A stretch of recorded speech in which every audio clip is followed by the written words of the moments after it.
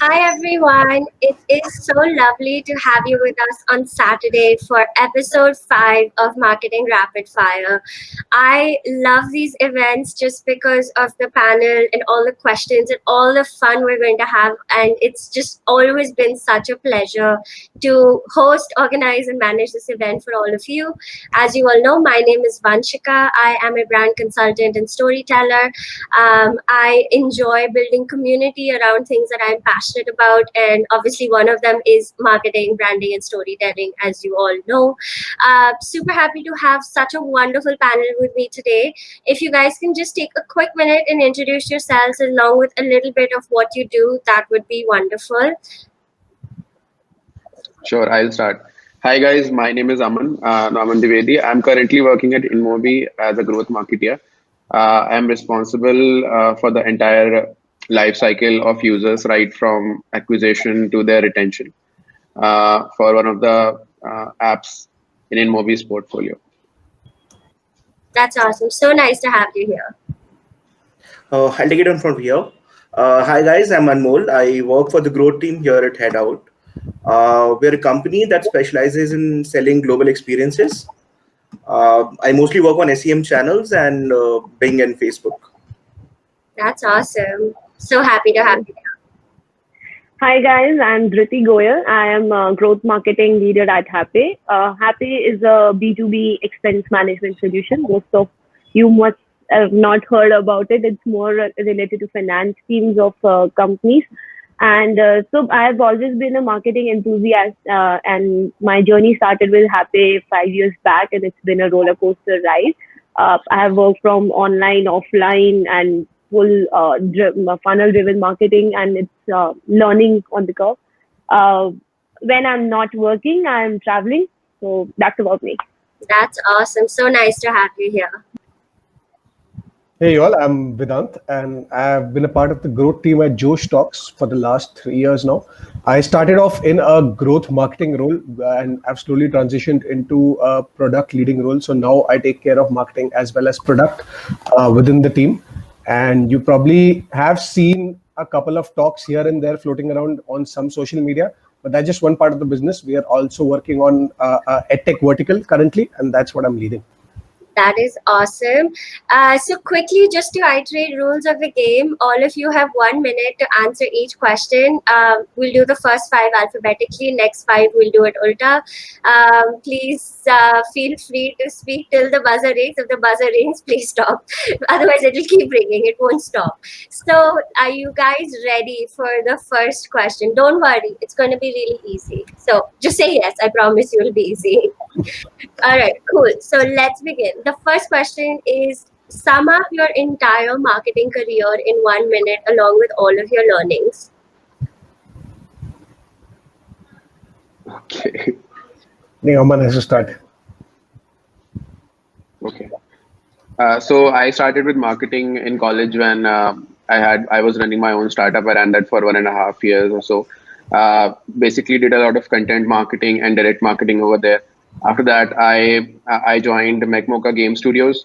There as a performance marketer, I led the user acquisition campaigns across verticals from Facebook, Google Ads to DSPs, ad networks, everything. We optimized a hell lot of CPIs over there, bringing them to as low as ₹1, which sounds really crazy to me currently as I'm working in a US-based market. And so like 6 months back, I joined InMobi. I was hired by my previous manager at Mecmoca. I joined a fairly new pod over there, which is taking care of like growing one weather app, which is one of the top weather apps in US. We are trying to make it bigger than the weather channel over there. Currently, we are at 8 million daily active users. My primary responsibility is to make sure that people who come on the app stay. So I'm responsible for it. Next. Okay, guys. Hasn't been much of career yet. I graduated in 2017. I thought it was a very good idea for a few of us bunkmates to make a summer project into reality. And hence, we went to Bareilly, which was a place known for its handicraft. And we entered into the e-commerce, fast-moving fashion apparel as an apparel brand. Did not work out well for us. A year down the line, I thought I should get a better job. I came for job searching to Mumbai, via Mumbai to Bangalore. Bangalore, I met Pratik Bhandari, who was basically AVP at Headout. He found me interesting. I don't know how he did that, but he did that. He hired me, and then there was Suren, and we worked together on various SEM channels. I also worked on Facebook for a bit. Uh, Later, I went to ad operations, and there I worked on Europe and APAC regions. That is what I currently do. That's awesome. You finished in under a minute. Dhriti, go for it. So my understanding of marketing in college was very different, and I can actually sum up my whole career in one line: that need kitna aaya. And that is what I guess all the B2B marketers are like behind. So it's all about leads from different channels and getting the maximum ROI and getting the right marketing attribution, which mostly doesn't we get. We never get that.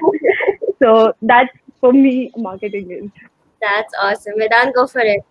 So I started off in college, and I think my biggest learning from starting off in college was the earlier you start, the better you get at it. And college, I think, like most of us, you have fests, and there's somebody leading marketing for fests. That's how I started off. And after that, I've pretty much worked on every digital marketing channel there is, right from SEO to SEM to lead generation, etc., etc. I think it's been a fun ride, and I think digital marketing in general has a lot of scope. But from there, and even now working as a product person, I think those two kind of come together very nicely. And yes, I completely agree with Dhriti when she says about attribution. Attribution is the toughest part of the game. That's awesome. All right. Okay. So now you know what it feels like when the buzzer rings and when it doesn't. So let's quickly go through the next 9 questions or 10 questions that we can fit into the next, say, 45 minutes. So the next question is, how should startups decide how much they should spend on paid versus organic? Okay, so I think for any startup, what's important is you should realize that how fast you want to grow, right? You should realize that if you have organic channels, a community. So this is for any kind of startup. It could be an app, or it could also be a SaaS platform or XYZ. The leads you will get will be much higher quality because they're organic leads. But then again, I have been asked this question from a lot of people till date right now, but you should realize how many users you want, right? Do you want 10,000 users, or you want 100,000 or 100 million users for your app? And then you need to come to someone who can tell you, this is the approximate cost per each user acquisition, and then decide that this is how much you will spend.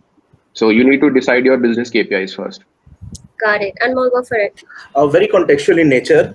At the end of the day, you want your organic to drive as much sales as possible, but it's not as easy to do so. So when you start off, there is going to be more spends on the inorganic channels. You'll be spending a lot on paid ads, but as and when user acquisition increases, as and when the channel and the attribution of sales to those channels keeps diverging, you work towards getting more organic sales than inorganic.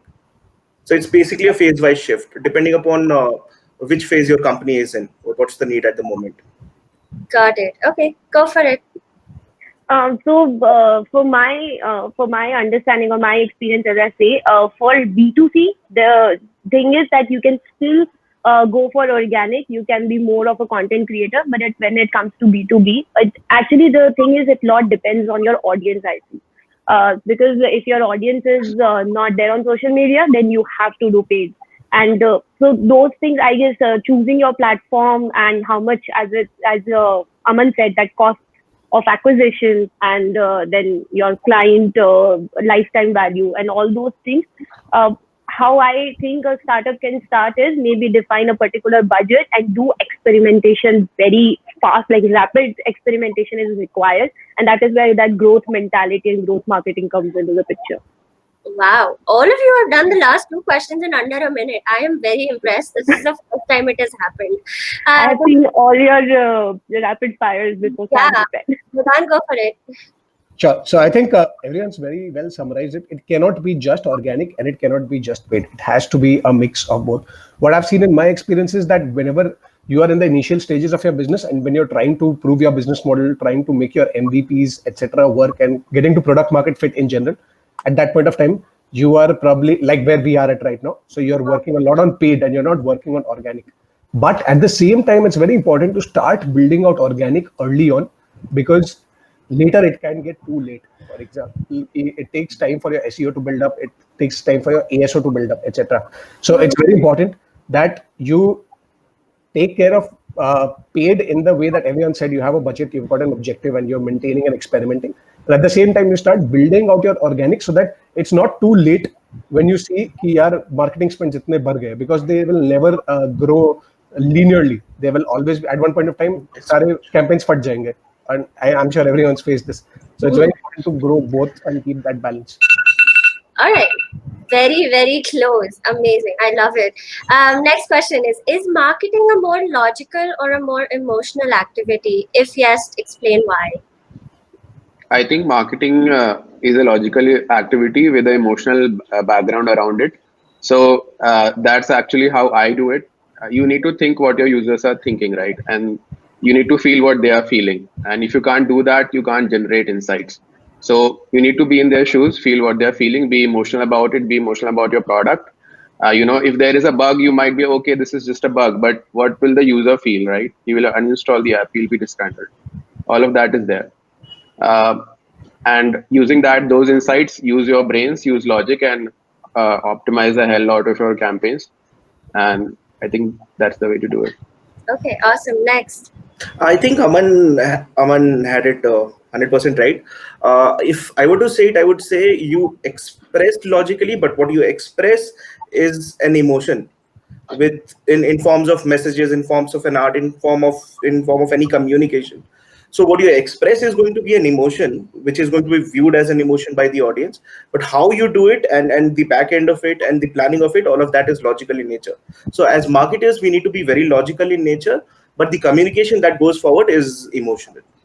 Got it. Okay, next. So I actually second both Aman and Anmol on that. That it has to be logical as well as emotional aspect has to be there. Else there will be no relationship, or no, that there won't be that bonding. So, for example, for all the tools which I use, so if my account manager, obviously he will give me a logic, but if he doesn't connect with me or understand what is my objectives and what is the emotion, because it is helping me in my career also. So all these things, if he won't understand, then there won't be that bond, and I can move out of it faster. So it has to be logical and emotional at the same time. Okay. Vedant, what do you think? Perfect. I think everyone summarized it, but I'll just break it down in practically where you can apply your emotions and where your logic. Your logic is whenever you're looking at your dashboard and you're looking at your numbers, that's pure logic. There's no emotions over there. You can't run ads on an audience which is not performing just because you feel for that audience. But your emotions come into play when you're actually writing down your marketing copy or your material. That's when you're thinking from the user's perspective. कि भाई उस time पर जो user होगा वो क्या सोच रहा होगा, and where they might be in the journey, and what that ad is making them feel. So emotions when it comes to copy, but hardcore logic when it comes to performance. Got it. Makes a lot of sense. All right, next question is, what's your hack or multiple set of hacks to 10x a business in the most organic and ethical way? Can you repeat that question? It had a lot of hats and hacks in What's that. your hack or set of hacks to 10x a business in the most organic and ethical way? So I'll ask one question more. So what kind of business is this? Is it a SaaS, or what is it Chalo, exactly? SaaS मान लो, chalo, ठीक है, SaaS. So okay, I am from an app background, but I'll take this anyways. I think for any SaaS business, as far as I've been reading and I've talked to people, I don't have a first-hand experience, but building a community becomes really important. And having a Facebook group or an community on your own website, having a forum, I think that's the biggest hack you can, because first you are listening to consumers, then you have a fixed set of audience whom you can pitch more offers, cross sell, upsell. uh, and I think there are a lot of automation tools which can help you with sending out messages at scale, email marketing, all of that. So especially LinkedIn, I think LinkedIn is a great awesome tool which you can use, using and combining that with a lot of uh, extra tools like automation tools. So yeah, I think LinkedIn would be my hack for growing a business organically. Awesome. If I were to take this one, again, it would be very contextual depending upon what company you work in. what is the product that you offer, and what are the channels that you have explored most importantly. Any channel that you have explored organically which has driven results optimally and you've saturated it, the best way to do would be to go to channels that you haven't done that yet with. Again, LinkedIn could be one such channel. Instant Facebook could be one such channel for companies that haven't explored that yet. There are various other social media platforms out there. The end goal is to get your message across as cheaply as possible. Is that what you call it? And in order to do so, social media platforms right now, in whatever form, in a professional front like LinkedIn, or in a capacity of a social media front like Instagram, Snapchat, or Facebook. So any channel that you haven't explored, because I don't believe any business ends up exploring all the channels. Okay, interesting. Go for it. So according to me, one of the very important thing is the audience, where they are.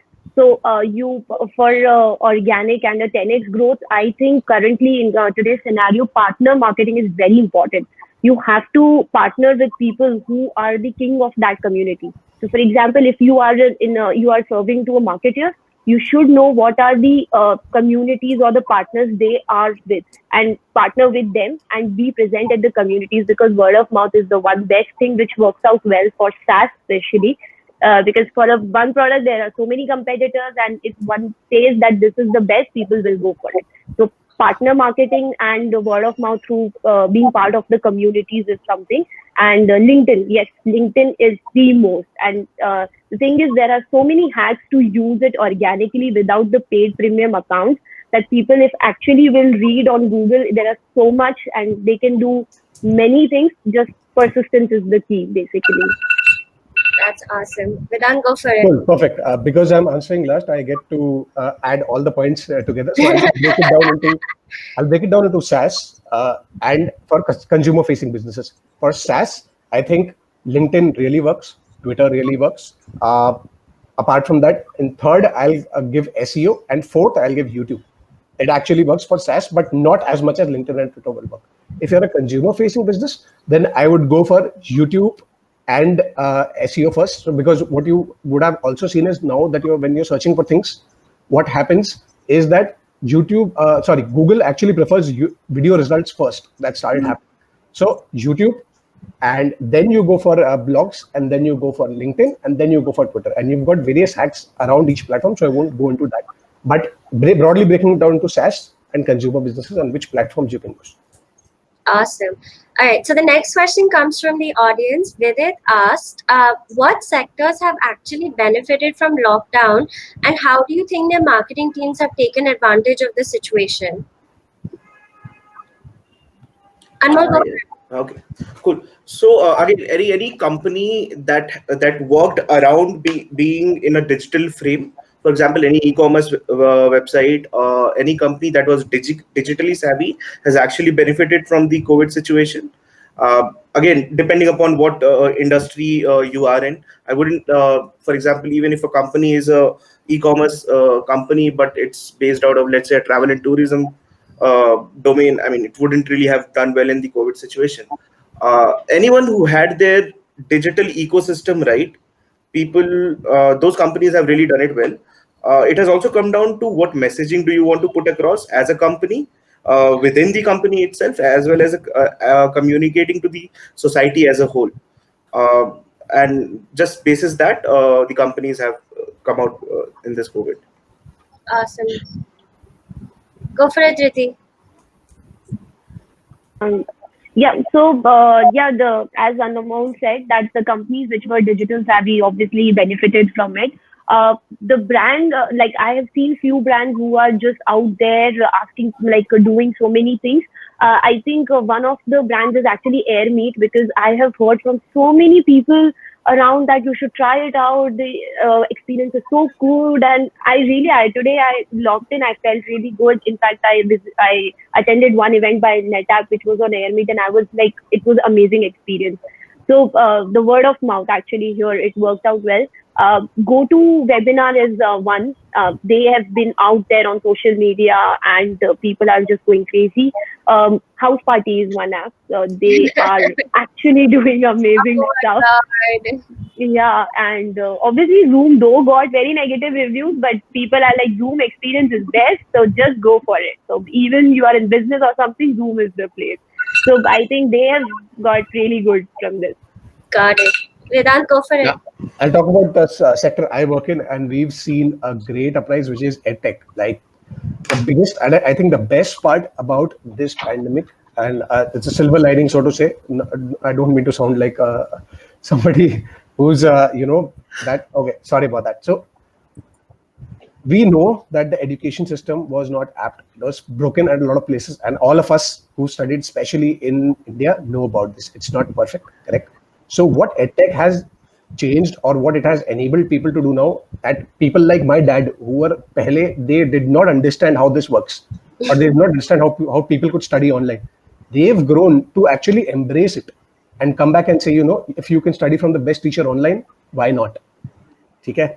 So I think edtech and the education system and the education industry by itself will see a dramatic change over the next few years. And this is just the tip of the iceberg. What is going to happen in the next 5 or 6 years in the education sector because of this pandemic is going to be crazy. Awesome. Aman, the question was, which sectors have benefited because of the lockdown, and how do you think their marketing team has taken advantage of the situation? I think, according to me, there are two sectors. Definitely, one is the edtech, as Vedant mentioned. So they are seeing a lot of growth. I have few friends who work at Byju's, and I asked them if your sales are impacted because they did like offline sales. But I think they are really happy. They are meeting their quotas, and they are saying that people are actually coming to them and asking for sales. So that's really amazing. I mean, that's kind of not what I heard before. And the other, so I think they are already getting a lot of organics. So I don't think they're doing anything extra over there, as far as I know. Now, I think one of the other sectors which has taken advantage of this is gaming. Especially with the CPMs are coming down, did go down. I think now they're back to normal. But during the whole pandemic phase, when they were accelerating, the cost per install was so low, and all of these gaming companies took a lot of advantage and accumulated a huge user base over there, spending less and getting more users. That was really awesome. Yeah. That's awesome. All right, the next question is also from the audience. It's from Yash. He's asking that basically he's going to do his MBA and he wants to make sure that while he's studying, he's actually becoming a better marketer. So, what would you advise him to do while he's doing his MBA so that he can pick up the tips, tricks, and learn marketing hands-on? Is it for me, or because I'm not an MBA? Just presume like he's going for his MBA, like you're in school. What can you do to become a better marketer apart from just studying about marketing? I think something which I have been currently doing is, because I was getting too technical with all the optimizations and everything, I started creating content on LinkedIn. And when you create content, you are directly interacting with the audience over there, right? So you understand how people react, and that's really fundamental to marketing. You should really be able to realize how your audience will react to some of your communication. So be a content creator. I think in today's scenario, it's very easy. The democratization of content creation is like really awesome. You can create a podcast, a video, or just text. So go ahead, create content. You'll learn a lot. That's awesome. Anmol, go for it. I'm exactly the wrong person to ask this question, but I'll give you one hidayat that I would have given myself when I joined my MBA course. Go to all the classes, irrespective of how boring they seem. Go attend all these classes. Do not skip them. Also, there are a lot of events that happen in and around an MBA environment. Both professionally, personally, you get to interact with a lot of people. The mix there is very diverse. You get to understand a lot of mindset. So wherever you come from, that cocoon, you actually end up breaking it and understand a lot of uh, how people view things, how differently people view things from a different demographic point of view. So just put yourself out there, learn from every experience you can, whether it be a chai at 2 a.m. in the canteen or whether it's from Professor Agrawal in the class. Just pay attention. All you have to do is just pay attention. It's not your engineering class where you बैठ के notes बना रहे हो. Pay attention. That's about it. That's awesome. That's all you have to do. Go to your classes. I think that is the message. Dhriti, go for it. So actually, Anmol, I was the one who attended all the classes, and I tell you, when I came to the real world, it was totally different. And I was like, "What is it? I've never studied this in my class." So, what I believe, yes, you have to attend the classes. That is one thing. But there are many companies due to lockdown. Seriously, they are taking interns. And if you want free ka, hands-on experience, go to that startup, write to the CEO that I want an internship. Free में बोलोगे वो सब लेगा. तुमको you just have to tell them I want to learn this. He will make you learn everything if you are just giving your services for free. And this is the time I have seen that people are really happy to talk to you. They are really approachable. You just drop a message on LinkedIn and they'll be like, yes, let's have a call. So do that if you do that with the people who are already in the business, they can give you many things to experience. And also one thing which I did not do and which I regret, and I saw a few of my friends doing. Next. Aman, unpopular opinion. Sorry, I'll just go next. Aman, our unpopular opinion: if you are not in deep, don't go for your MBA. And people might not agree with me, but like Dhriti said, and I would resonate with this. When I did my engineering, I didn't learn anything. Okay, and I'm in a field that's not even remotely related to engineering. Everything that I did was completely done by hands-on experimentation in my first job or in multiple internships. So if you are not in there too late, और MBA से कोई value add नहीं होगा आपके resume में. अगर हम चारों में से अभी hire कर रहा होता, हम MBA से कोई फर्क नहीं पड़ता. And I know that I can say it for all four of us, right? So don't go for it if you can, but if you are in it, try and always complement your experience with internships or with any real life experience. Anybody who's hiring is going to look at what value did you add when you were working. Okay? So for example, you reached out to X number of customers, or you drove these many campaigns, or these were the results that you generated. Focus on that, not on the MBA. Awesome.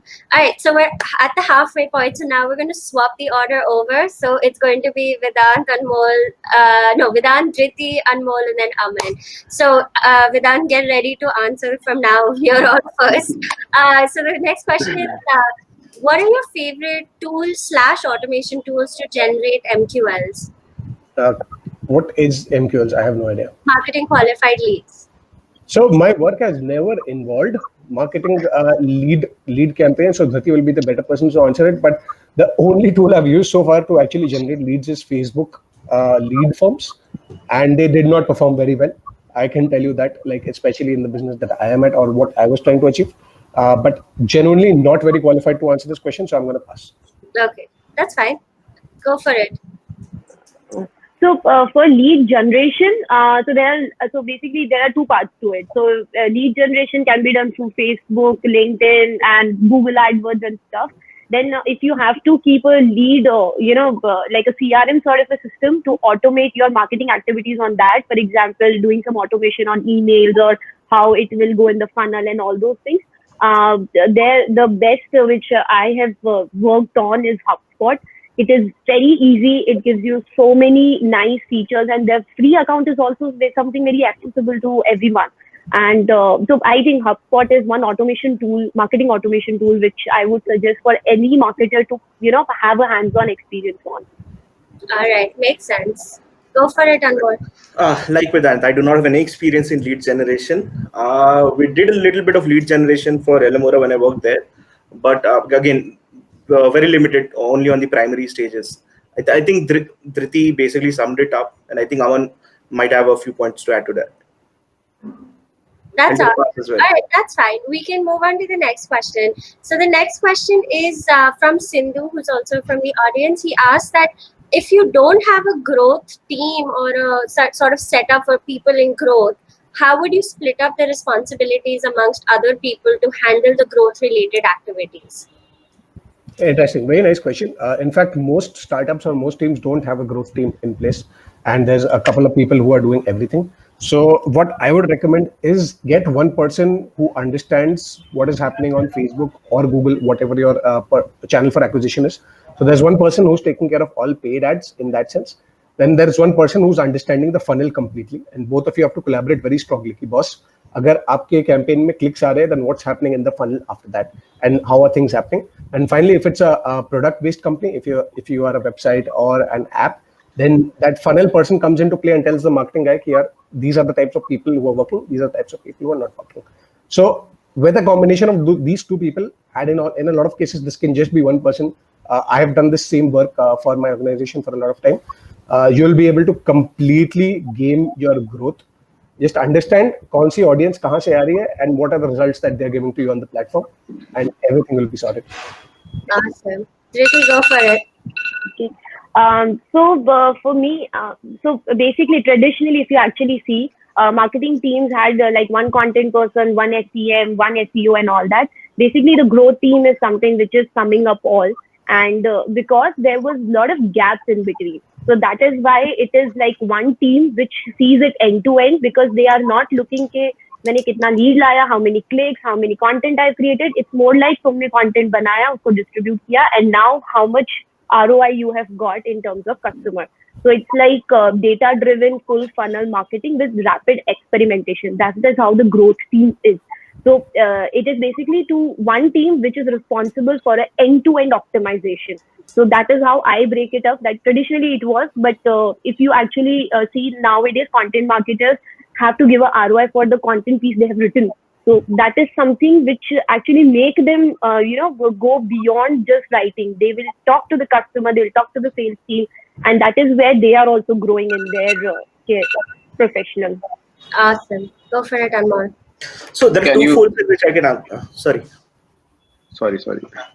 So there are two folds in which I can answer this. One is from an experiential point of view.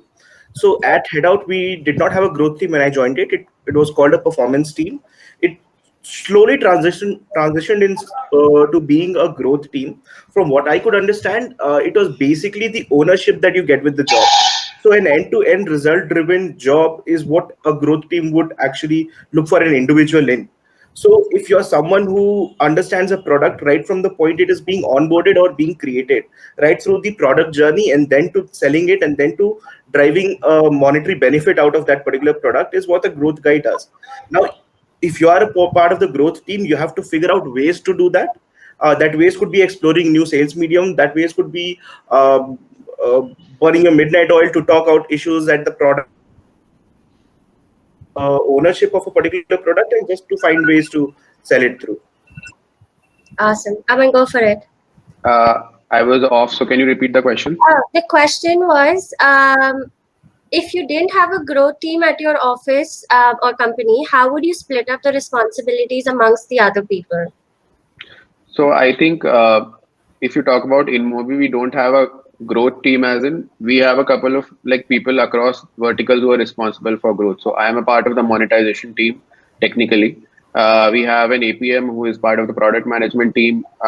We have people from the design team. So because InMobi is a large organization, people are part of different teams, but there is no formal growth team, right? So that's what we are actually doing. We are coming together as a pod which meets frequently, which discusses the whole funnel. As Dhriti said, it's basically full funnel marketing, right? So giving you an example, if someone who is managing ads, who is doing performance marketing, right, he might be satisfied with the cost per install being less than 1 rupee, but that he might be bringing in a user whose lifetime value is very less. And I think in 2 years ago, that might not matter to teams, but right now it does. So you can't bring in users who are like really bad quality and say that, you know, your targets are satisfied. That's actually doing worse for the product metrics. Yeah. Got it. Okay. The next question is, for everything that you do digitally, can you explain the process that you follow for your digital ads and all of the stuff that we've talked about? Explain how it happens in a process in under a minute. Vedant, go for it. Cool. Okay. First, you take what your objective is. So you have to very clearly have what your objective is. Okay. Once you have an objective, you probably have 4 sets of personas or 4 different types of audiences that you are going after. So you create 4 different sets, ad sets in that sense, for those audiences. Now, each set of audience has their particular needs or a way in which you want to communicate your value proposition to them. For each of those audiences, you create, this is what your ad is going to look like, or this is what your value proposition is going to look like. And then you click on publish. Then the ad partner approves it, and you have it. Okay, that was 24 seconds on the clock. Go for it, Dhriti.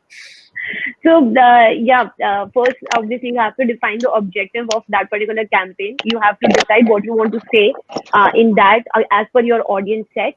And also, one thing which I feel is you have to decide the particular platform. That, for example, if I'm talking to a managerial level person, I should go for a different platform. If a CXO, then a different platform, and messaging according to it. And after that, obviously, yeah, messaging is done. You just have to publish it, assign a budget, and how much time you want that particular ad to run. So that, for example, if I've given a budget for a week, after a week, I'll assess what has happened, if I have to refine the audience or the ad or something. So this is a basically ongoing process. You have to just reiterate again and again. Okay, not bad. Under a minute. Again, Anmol, go for it. So I'll talk about it from an SEM standpoint. The first thing that you do is you read up on the product, or you understand the product first, so that you understand what are the key features of the product. Once you've understood the product, it becomes very easy for you to know what a consumer is looking for in the product, which again defines the next step of the process, which is the messaging that you want to carry across. Now, once you've chosen the platform, and I'm talking about this from a Google SEM standpoint, the platform is pre-chosen. All you have to do is you have to understand what are the keywords that you require to target, and to ensure that those keywords are a part of the message that you carry across, either them or something that is symbolic to their meaning or synonymous to their meaning. Once you've done that, and once you've launched the campaign, there are different ways of targeting it. Uh, we had an internal theory on how we managed campaigns and how every category had a number of campaigns. Can't go into it, but we basically targeted them basis whoever wants to listen, whatever, in whichever language, wherever they are. All right, Basically. awesome. Time's up. Aman, go for it. You're muted. You're muted. No, it's not muted. Go for it. I can hear you. No, wait, we can't hear you. He's not muted, but we can't hear it. Yeah, we are not muted, but we can't hear you. Do you want to just try logging back in? We'll catch you on the next question. Just log back in. Maybe there's some glitch. All right, cool. Let's move on. We can't hear you. You're not muted, but we can't hear you. Maybe just try logging back in. All right, next question. Let's get on with it. Until the time you come back. How important is mentoring to people in marketing, and have you experienced or been under the mentorship of some wonderful people? If yes, tell us who they are. Sure, I'll start. Yes, mentors are very important, and not just in marketing. No matter what field you are in, no matter what you're trying to do, I think a mentor really breaks it down for you, makes you aware of what needs to be done, what doesn't need to be done. So I'll start off with my list. My first internship back in 2014, Rahul Sharma at AppScript, CEO. My second and third internship with Headout, where Suren Sultania, COO Headout. And after that, when I moved to my current role at Joe Stocks, I've had multiple mentors over here. I've got the CEO over here himself, Shobit. I've got Manish Pandey, who's been influencer for the last 10, 12 years almost. But yes, do not underestimate the power of mentors, and try and be proactive in reaching out to someone who you think can be a mentor. It's not necessary कि mentor है मतलब आप हर problem के लिए पास उनके लिए जाए, या फिर you keep pinging them every point in time.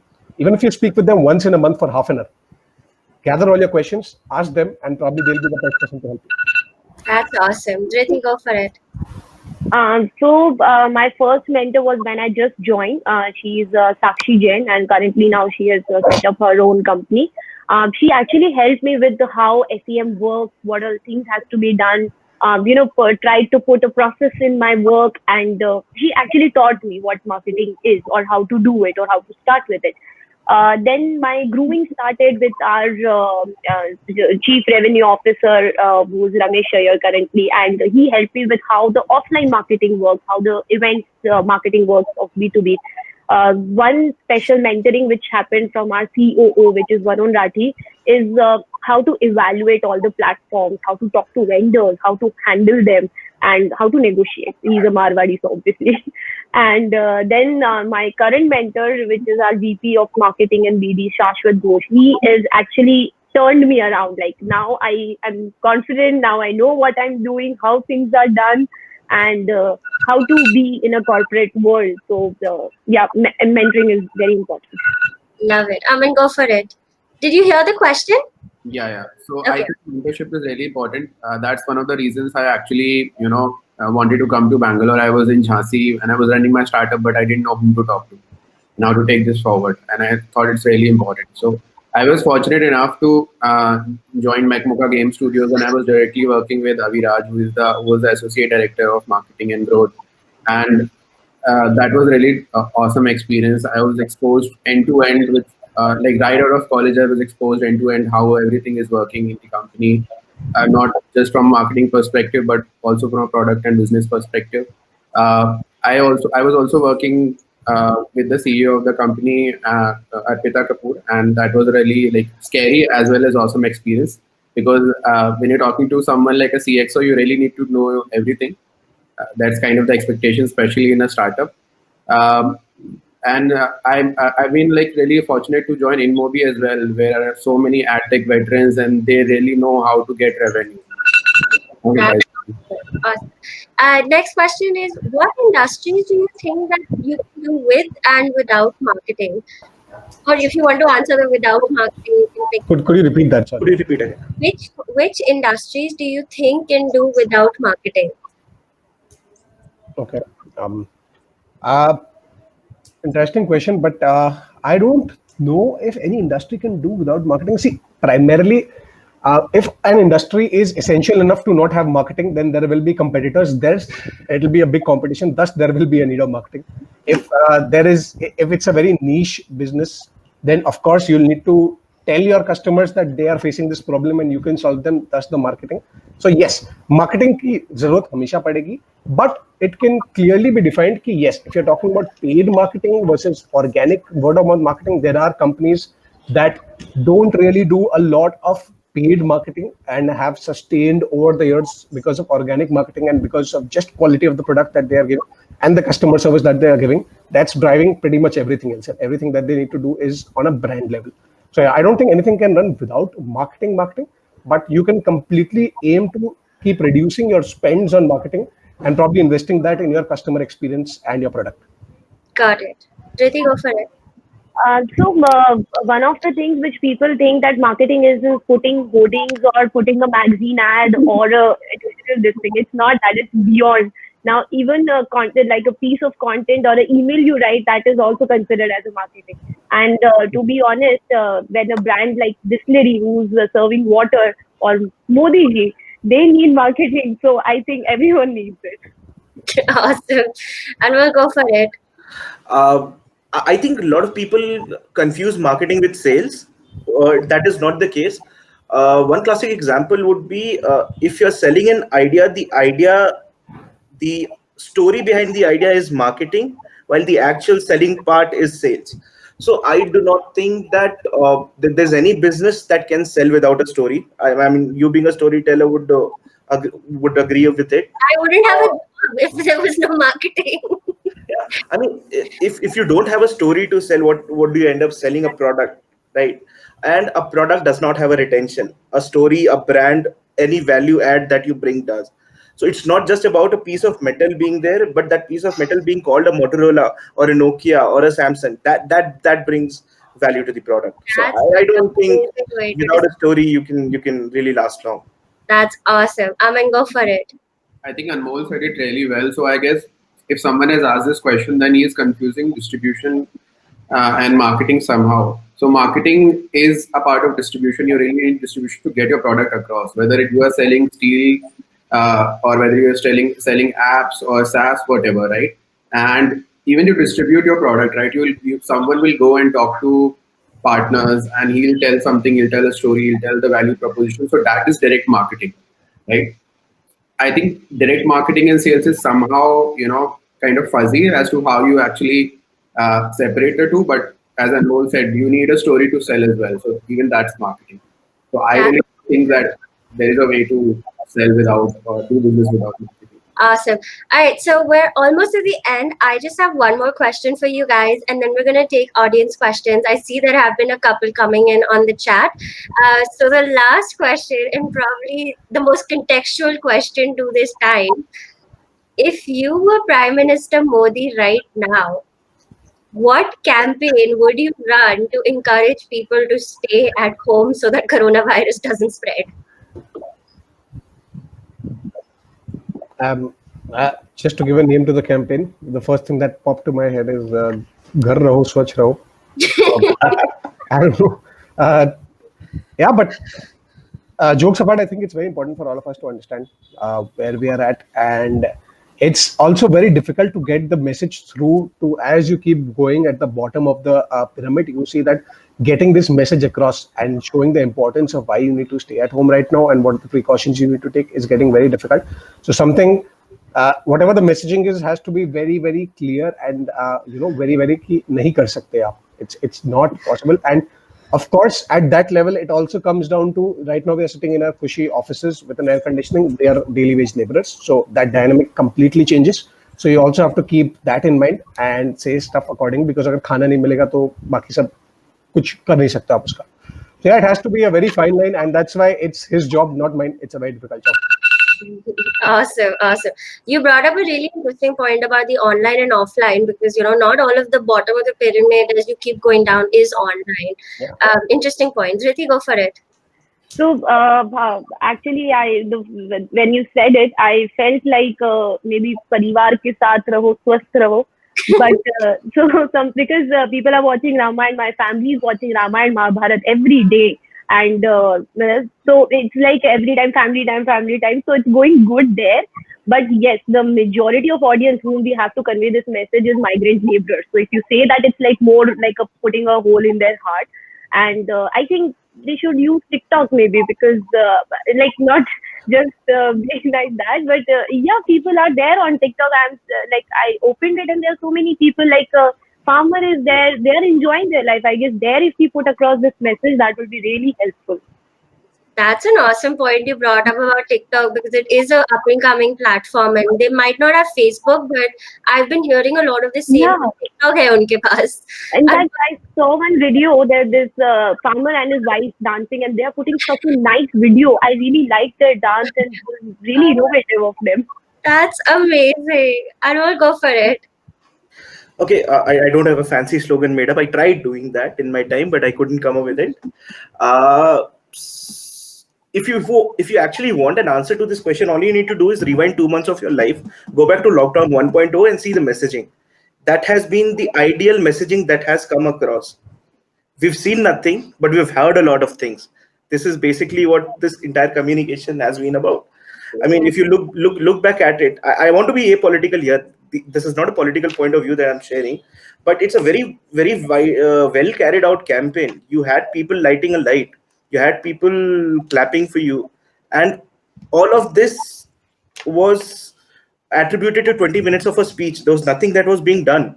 All things that were being done were conventional things that were going to be done irrespective.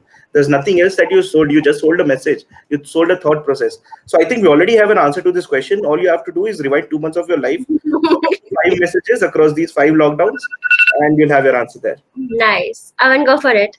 So I think I won't really talk about channels because I feel PM Modi is itself an entire communication channel, rivaling Facebook, TikToks, and everything. So that's not really need to be optimized. I think the messaging might need to be optimized a bit.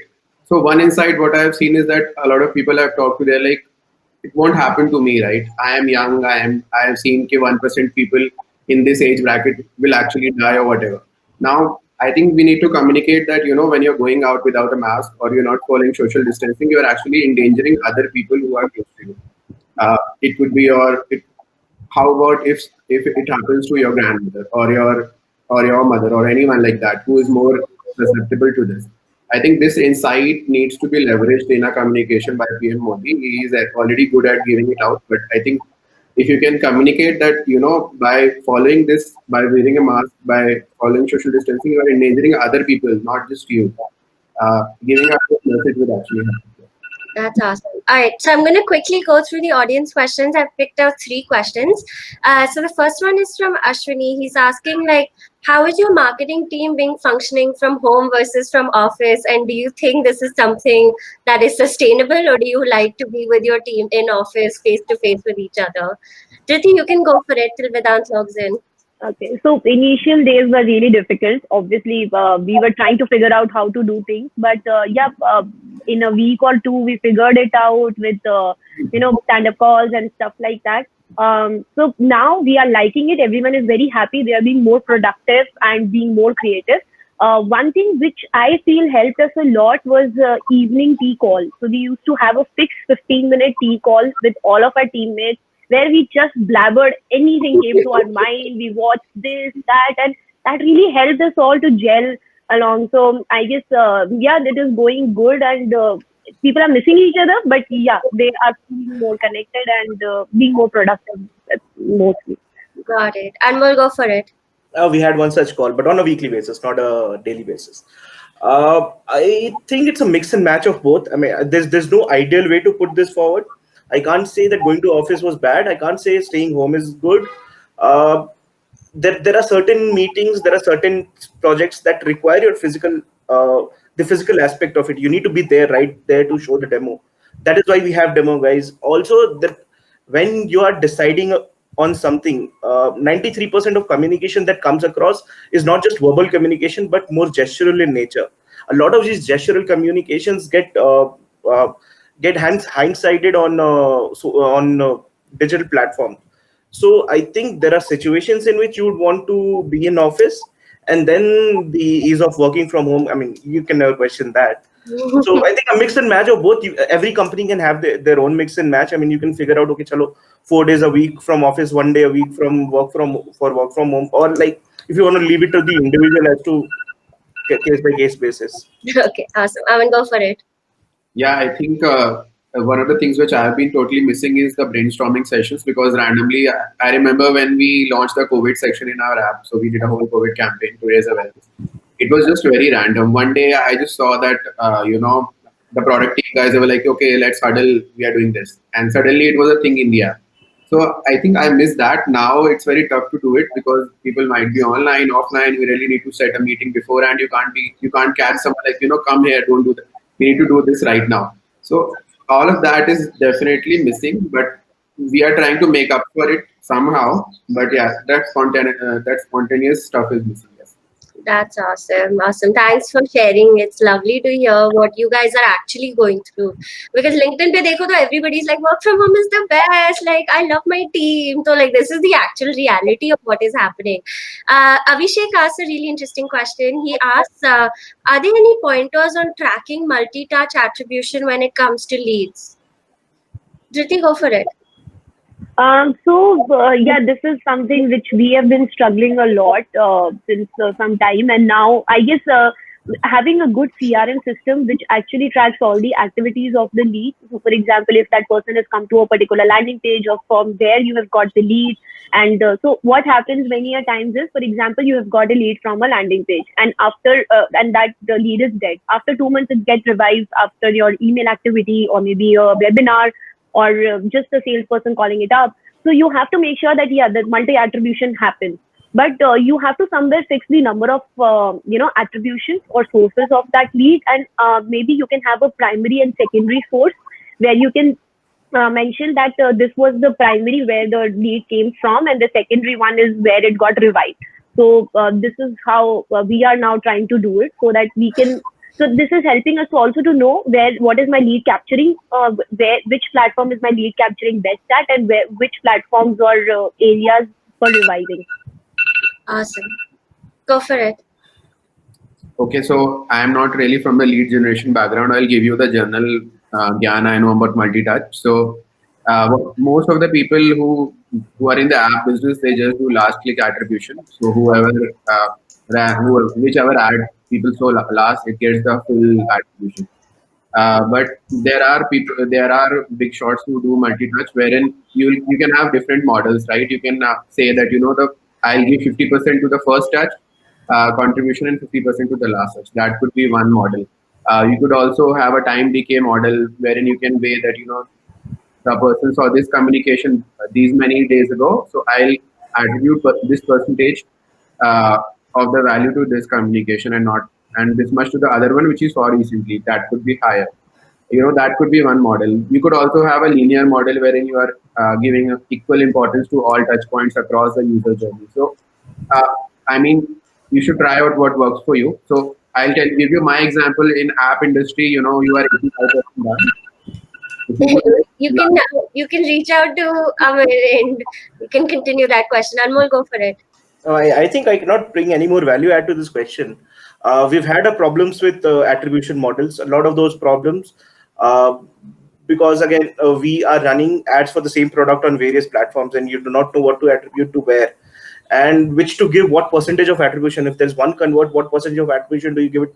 Do you give to the first click because that's your initial point of impact, or to the last click, which is basically your click that gets you a conversion. So, I mean, it has to be again contextual for every company. It depends upon how you want to communicate and what attribution factors do you want to take into consideration. Okay, awesome. And then the last question, which is interesting because I asked it in the opposite way. So Abhishek asked, what do you think about the sectors that will thrive after COVID? I'd asked you opposite. So now that's the ulta of like, which sectors do you think in the market will grow and lead after COVID is done or almost towards the end? Dhriti, go for it. So actually, this is little tricky question, obviously, because we don't know when the COVID is going to like vanish. And one thing which I feel I've been craving to travel, so I would love to do that. But I think travel is something which we all feel that people might not go and stuff. I'm seeing so many discounts on these five-star hotels. I just want to go there, and I think thrive will happen to this companies who are disinfecting the places.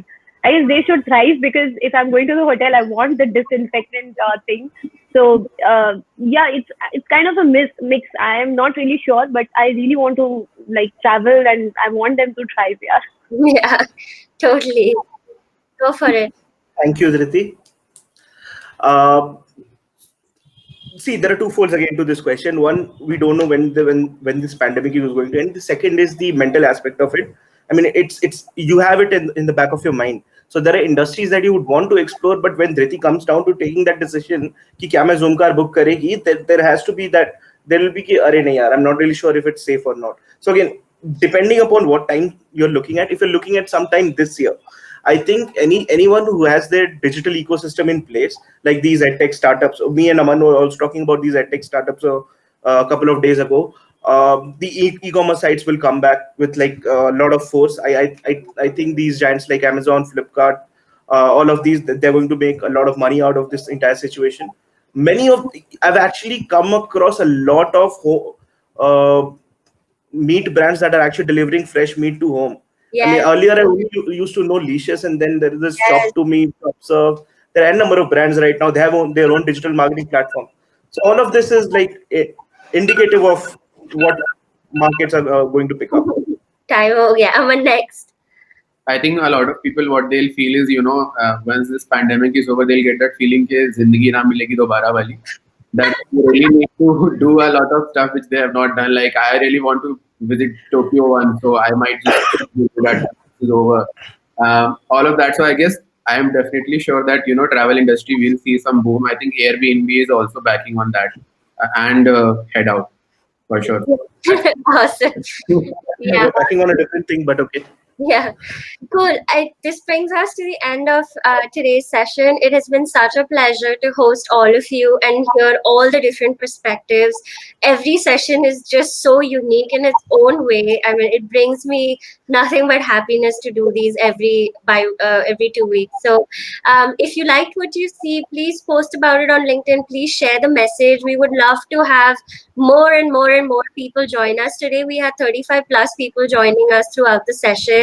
That being said, we are on AirMeet, which is a wonderful platform that allows you to actually go and talk to these great folks that I have accumulated here for you guys. So as I end the session, you'll be redirected to the social lounge.